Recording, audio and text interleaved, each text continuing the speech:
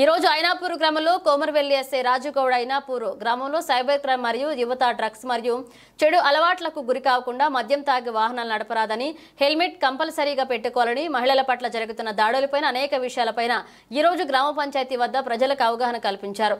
కోమరవెల్లి తహసీల్దార్ లక్ష్మీనారాయణ, గ్రామ పెద్దలు, ప్రజలు పాల్గొన్నారు. మన స్థానిక ఎంఆర్ఓ సార్ గారికి మరియు మీ గ్రామ పెద్దలందరికీ, మహిళలకు మరియు మిగతా గ్రామ యువకులందరికీ మా కోమరవెల్లి పోలీస్ తరఫున ధన్యవాదాలు. ఇంత ఎండలో కూడా నిలబడి వింటున్నందుకు.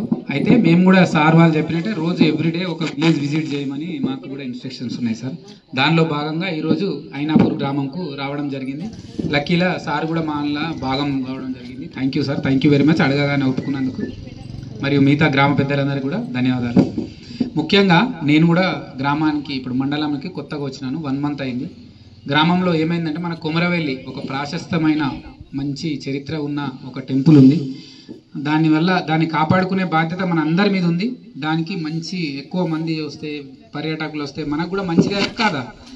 మల్లన్న దేవుని దగ్గరికి అందరు ఎక్కువ మంది వస్తే మనకు మంచిది కాదా?